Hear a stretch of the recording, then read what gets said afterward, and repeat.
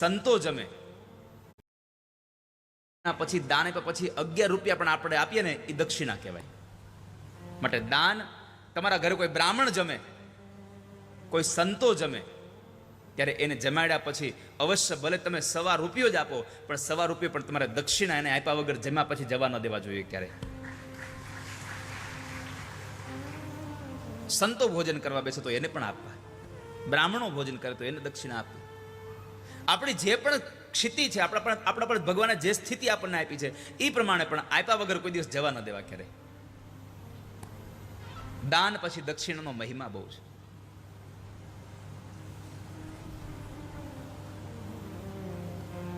પછી તો આપ હરિશ્ચંદ્રની બધી કથા જાણો છો એટલે મારે વિશેષ એમાં સમય નથી લેવો, પણ હરિશ્ચંદ્રની કથામાં તમે બધા જાણો છો કે પછી તો એને પોતાની જાતને વેચી, પોતાના પત્ની વેચાઈ ગયા, એનો દીકરો ની બંને જણા એક બ્રાહ્મણના ઘરે રહ્યા અને પોતે ચાંડાલના ઘરે રહ્યા, પણ પોતાનું વચન ન તૂટવા દીધું. એમાં એક વખતના સમયે એના દીકરા રોહિતને સર્પદંખ થાય, મૃત્યુ થઈ જાય અને ચિતા બાળવા માટે આવે છે. જ્યારે ચિતામાં અગ્નિ સંસ્કાર કરવા માટે આવે તો પોતાના કર્મને વફાદાર એ હરિશ્ચંદ્ર રાજાએ કહ્યું કે ખાપણને ખીચડી ન આપો તો શબ બાળવા ન દઉં. પોતાના દીકરાને બાળવા ના પાડ દે. આવી જ્યારે તમારામાં નિષ્ઠા હોય ને ત્યારે ભગવાન તમારા ઉપર પ્રસન્ન થઈને તમને આશીર્વાદ દેવા આવે. માણસમાં નિષ્ઠા હોવી જોઈએ કામની, નહીં તો કદાચ અગ્નિ સંસ્કાર કરી નાખવા દે તો ક્યાં કોઈને ખબર પડવાની હતી. પણ હરિશ્ચંદ્ર રાજાએ ન કરાવ્યું કે ના, મારા માલિકની આજ્ઞા છે કે શબ ત્યારે જ બાળવા દેવાનું જ્યારે ખાપણને ખીચડી આપે. તારામાંથી ખૂબ રડે છે કે મારી પાસે અત્યારે કશું નથી. અને પછી બંને જણાએ ભેગા થઈને એને ચિતા ઉપર જ્યારે સુવાડે છે, પોતાની સાડીમાંથી એક ખાપણ કરીને મૂકીને જ્યારે ચિતા ઉપર સળગાવવા જાય છે, એ સમયે માં જગદંબાની ઉપાસના કરે છે, માં શતાક્ષી દેવીની આરાધના કરી. અને એવા સમયે બધા દેવતાઓ ત્યાં પાસે આવ્યા છે. અને પછી માં જગદંબા પ્રગટ થયા અને જગદંબાએ માએ હરિશ્ચંદ્ર રાજાને આશીર્વાદ આપી અને એના દીકરા રોહિતને સજીવન કર્યો. રોહિતને સજીવન કરી અને આશીર્વાદ આપ્યા. જન્મે જે પ્રશ્ન કર્યો કે બાપજી, આ દેવી જે પ્રગટ થયા એનું નામ શતાક્ષી કેમ થયું? એ દેવીનું નામ શતાક્ષી કેમ થયું? શતાક્ષીનો એક અર્થ છે 100 આંખો.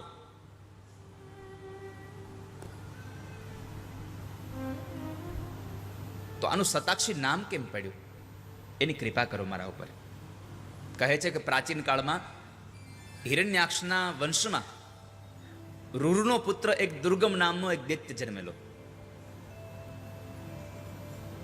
દુર્ગમ નામનો દૈત્ય હતો અને એમણે ઉપાસના એવી કરી માતાજીની, અને ઉપાસનામાં એણે એક વરદાન માંગ્યું કે બધા જ વેદો, બધા જ શાસ્ત્ર, બધા જ મંત્રો મારે આધીન થઈ જાય એવું કરો. એવું માંગ્યું એટલે આપવું પડે.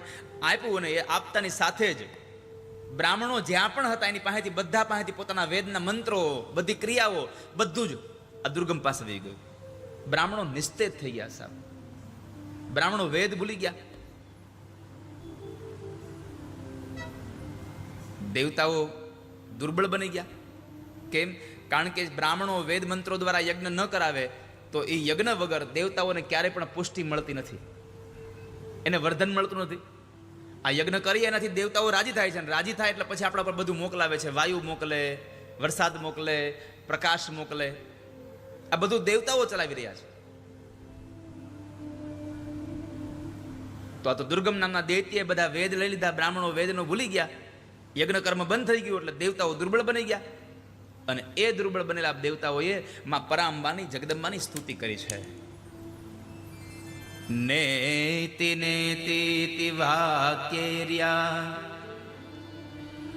બોધ્યતે સકલાગમૈઃ તાં સર્વકારણાં દેવીં સર્વભાવેન સન્નતા. સર્વભાવેન સન્નતા. સંપૂર્ણ આગમ શાસ્ત્ર નેતિ નેતિ આ વચનોથી જેમનું જ્ઞાન કરાવે છે એવા સર્વ કારણ સ્વરૂપિણી હે મા જગદંબા ભગવતી, અમે તમારા શરણાગત છીએ, અમે તમારા શરણે આવ્યા છીએ, તમે અમને ઉગારો. બ્રાહ્મણોની સ્તુતિથી માં પ્રસન્ન થયા. દેવ અને બ્રાહ્મણોને માતાજીએ સાંત્વના આપી અને કહ્યું કે તમે ચિંતા ન કરો, હવે એ દુર્ગમ પાસેથી એ બધા વેદોને લઈ આવવાનું કામ મારું છે. પછી માતાજીએ દુર્ગમ નામના દૈત્ય સાથે યુદ્ધ કરવા ગયા છે. બ્રાહ્મણો અને દેવો માં જગદંબાની સ્તુતિ વંદના કરે છે. માએ હાથમાં શાક, સ્વાદિષ્ટ ફળ, ફૂલ પ્રદાન કર્યા. જમવા માટે નાનાવિધ અન્ન, કામ્યક રસોથી ભરેલા પદાર્થો ભોજન માટે માં જગદંબાને આપ્યા. એટલે એ માનું નામ થયું શાકંભરી. માએ શાકનું ભોજન કર્યું એટલે શાકંભરી નામ થયું માનું. પછી માતાજી દુર્ગમ દૈત્ય સાથે યુદ્ધ કરવા ગયા. અનેક શસ્ત્રોથી ભીષણ યુદ્ધ થયું અને એ ભીષણ યુદ્ધમાં માતાજીના શરીરમાંથી અત્યંત ઉગ્ર એવી શક્તિઓ બહાર પ્રગટ થઈ ગઈ છે. કેટલી શક્તિઓ? કાલિકા તારિણી બાલા, ત્રિપુરા ભૈરવી રમા, બગલા ચૈવ માતંગી, તથા ત્રિપુર સુંદરી, કામાક્ષી તુલજા દેવી, જંભિની મોહિની, તથા છિન્નમસ્તા ગૃહ્ય કાલી, દશ સાહસ્ત્ર બાહુકા. શાકંભરીના એ શરીરમાંથી 10 માતાજીઓ પ્રગટ થયા દુર્ગમના મારવા માટે. કાલિકા, તારિણી, બાલા, ત્રિપુરા, ભૈરવી, રમા, બગલા, માતંગી, ત્રિપુર સુંદરી, કામાક્ષી, તુલજા, જંભિની, મોહિની, છિન્નમસ્તા, ગુહ્ય કાલી. આ 10,000 હાથવાળી દેવીઓ ત્યાંથી ઊભા થયા. પછી એ દેવીઓના 16 હાથ બન્યા. ત્યાર પછી એના 32 હાથો હતા. એમાં એક 64 અનંત દેવીઓ બની છે અને એ બધી દેવીઓના હાથમાં અસ્ત્ર અને શસ્ત્ર ધારણ કર્યા છે. 64 દેવીઓનું પ્રાગટ્ય થયું, જેને આપણે તમે 64 જોગણી કહીને બોલાવો છો. એ 64 દેવીઓનું પ્રાગટ્ય થયું. આ બધી દેવીઓ 10,000 હાથવાળી.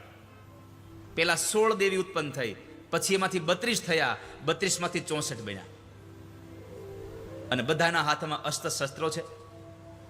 દુર્ગમ દૈત્ય સાથે યુદ્ધ થયું માતાજીનું. આટલા વિકરાળ સ્વરૂપને ધારણ કર્યા પછી પણ દુર્ગમ નામના એક દૈત્યને મારવા માટે માતાજીને 10 દિવસ યુદ્ધ કરવું પડ્યું હતું. 10 દિવસના યુદ્ધમાં દુર્ગમ દૈત્યની અક્ષોહિણી સેનાઓનો નાશ કર્યો માતાજીએ. અને પછી પોતે જ્યારે માતાજીની સામે લડવા માટે આવ્યો છે, માતાજીને 5 મુખવાળું બાણ માર્યું. માતાજીએ 5 મુખવાળું એક બાણ માર્યું અને 5 મુખમાં માતાજીએ 4 જે બાણના મોઢા હતા એનાથી દુર્ગમ નામના દૈત્યના જે ઘોડા હતા એના મસ્તક કાપ્યા. એક જે બાણ વધ્યું એનાથી એના સારથીને માર્યો. પછી માતાજીએ 2 બાણ ફરી પાછા માર્યા. પેલા દુર્ગમના નેત્ર વીંધી નાખ્યા, 2 બાણથી હાથ કાપી નાખ્યા, 1 બાણથી એની ધ્વજા કાપી નાખી, 5 બાણ મારી અને માતાજીએ વક્ષસ્થળને બાળ્યું અને રુધિરમાં વહન કરતો કરતો માતાજી સામે એ દુર્ગમ નામનો દૈત્ય જ્યારે મૃત્યુ પામ્યો અને એ દુર્ગમ દૈત્યને માર્યો એટલે એ માં જગદંબાનું નામ પડ્યું છે દુર્ગા. દુર્ગાનું પ્રાગટ્ય થયુંનું કારણ દુર્ગમ નામના દૈત્યને માર્યો છે. દુર્ગમા સુરહંત્રિત્વાદ દુર્ગેતિ મમ નામયઃ. ગૃહણાતિ ચ ક્ષતાક્ષીતિ માયમ ભિત્વા વ્રજત્યસૌ. અને એ જ દુર્ગા, એ જ શતાક્ષી દેવી તરીકે આ સંસારમાં પૂજાતા થયા. અને પછી શક્તિપીઠોની સ્થાપનાની કથા છે. હિમાલયને ત્યાં માં જગદંબા પાર્વતીનું પ્રાગટ્ય થાય એની કથા છે. અનેક એવી કથાઓ દુર્ગમ નામના દૈત્યને માર્યો. માં શતાક્ષી બન્યા, માં દુર્ગા બન્યા. પછી વ્યાસજીએ રાજા જન્મેજયને માં જગદંબાના શરીરોમાંથી એના ટુકડા જ્યાં જ્યાં પડ્યા ત્યાં ત્યાં માં જગદંબાના એ શક્તિપીઠોની સ્થાપના થઈ એની કથા કરે છે.